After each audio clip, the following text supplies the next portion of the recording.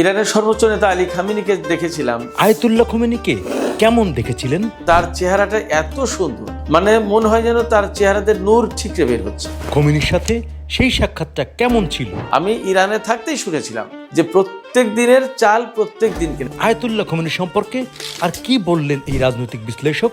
ইরানের সর্বোচ্চ নেতা আলী খামেনিকে দেখেছিলাম একটা অনুষ্ঠানে। সাধারণত টেলিভিশনে আমরা যে জায়গায় ওনাকে বসে বক্তৃতা করতে দেখি সেই জায়গায়, ওইটাই ওনার অনেকটা দরবার হলের মতো। ওইখানেই বিদেশি মেহমান থেকে শুরু করে যত যা কিছু দেখা করার সব ওখানে দেখা হয়। আমরা গেলাম, অনেক কয়েক স্তরের নিরাপত্তা বেষ্টনী পার হয়ে তারপরে ওনার কাছে যেতে হয়। অনেক সিকিউরিটি এবং অনেক দেশের লোকজন ছিলেন সেখানে, বিভিন্ন দেশ থেকে। ওই সময় কি একটা সম্মেলন হয়েছিল, সেই সম্মেলনে আসা বিদেশি লোকজন ছিল। তো সর্বোচ্চ নেতা তখন একটা বক্তব্য রাখলেন সবার উদ্দেশ্যে, আন্তর্জাতিক গণমাধ্যম ব্যক্তিত্ব, পাশাপাশি বিশেষজ্ঞ লোকজন সম্মেলনে এসেছেন তাদের উদ্দেশ্যে। এবং তাকে দেখতে যে মানে তার চেহারাটা এত সুন্দর, মানে মনে হয় যেন তার চেহারাতে নূর ঠিকরে বের হচ্ছে। 5+ স্টার রেটিং প্রাপ্ত দেশের সর্বোচ্চ বিদ্যুৎ সাশ্রয়ী ও eco friendly Walton AC. Walton air conditioner, smart comfort এখন নেক্সট লেভেলে। তিনি যেভাবে টেলিভিশনে আমরা যা দেখে থাকি, ঠিক এই জিনিসটাই ওই অনুষ্ঠানে একই রকমের ছিল। একই জায়গায়, একই চেয়ারে, একইভাবে বসা, একইভাবে বক্তব্য রাখা, একই রকমের পোশাক। এবং তার হলো সবচেয়ে বড় ব্যাপার, যেটা তার জীবনটা ছিল অতিশয় সাদাসিধে, খুবই সহজ সরল এবং সাধারণ।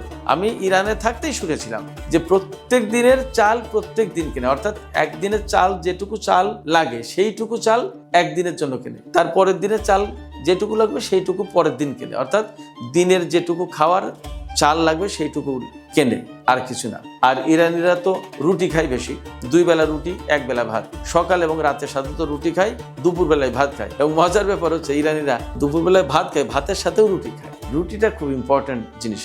ভাতের সাথে রুটি খাই, এইরকম আমরা যেমন সালাদ খাই, ভাতের সাথে যেমন ধরুন একটু গাজর খাচ্ছি, একটু টমেটো খাই, একটু শশা খাই, এইরকম রুটি ছিঁড়ে ভাত খাচ্ছে, ভাতের সাথে এই রুটি ছিঁড়ে ভাতের সাথে খাচ্ছে।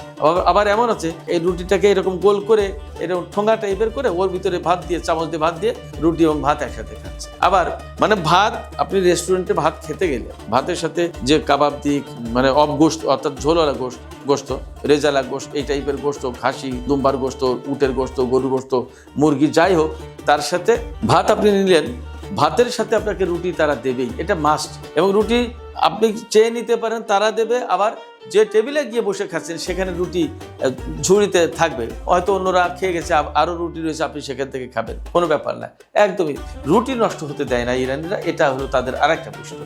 এক চমৎকার কালচার। আমাদের বাংলাদেশে যে সমস্ত ফল পাওয়া যায়, এই ফলগুলো বাদে আপেল, কমলা, আনার, বেদানা, নাশপাতি, তারপরে কিউই ফল, তারপরে মালটা, কত রকমের কমলা, কত রকমের আঙ্গুর, মানে আপেল যে কত রকমের হয় তার কোনো ঠিক ঠিকানা নেই। এত বিস্তৃত পরিমাণে ফলাফল, এবং আঙ্গুরের বাগানগুলো দেখলে তো মাথা খারাপ হয়ে যাবে, এত পরিমাণে আঙ্গুর ধরে। এবং 1-2 রকমের আঙ্গুর না, শুধু কালো আঙ্গুরই কয়েক রকমের, ছোট্ট ছোট দানা দানা, মাছের চোখের চেয়ে আরেকটু বড়, এইরকম সাইজের আঙ্গুর আছে।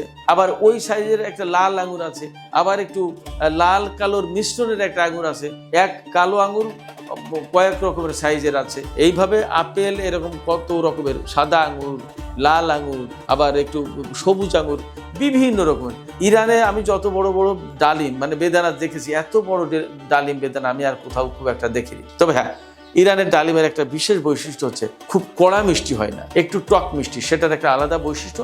ইরানে প্রচুর পরিমাণে জুস হয়, জুস, একদম ফ্রেশ জুস পাওয়া যায়। কৌটায় বিভিন্ন রকমের ফলের পাওয়া যায়, ওটাকে ফার্সিতে যেন কি বলে ঠিক মনে নেই, কিন্তু হালকা একটু চিনি দিয়ে, সিরকা দিয়ে, চিনি দিয়ে খুব সুন্দর করে বানিয়ে রাখে। এগুলো দীর্ঘদিন প্রিজার্ভ করা যায়, খাওয়া যায়। একটা দারুণ একটা দেশ, প্রচুর পরিমাণে ফল, প্রচুর পরিমাণে দুধ, প্রচুর পরিমাণে ডিম। আমরা যে ঘোল বা মাঠা বলি, সেখানে ফার্সিতে দুগ বলে, প্রচুর পরিমাণে দুগ হয়, দুগ যেটা ঘোল বলি। সৌদি আরবে সম্ভবত আরব অঞ্চলে মনে হয় লাবান বলে। এ তো অনেক সস্তা। ডিম, মুরগি, আপনার দই এবং এই যে দুগ, যে ঘোল, যেটা, এগুলো খুবই সস্তা। খাবারের সবচেয়ে বড় বৈশিষ্ট্য হচ্ছে এখানে ভেজালের মাত্রাটা বা পরিমাণটা একেবারেই চিন্তা করার প্রয়োজন আসে না। ভেজাল খাবারের সম্ভাবনা খুবই কম।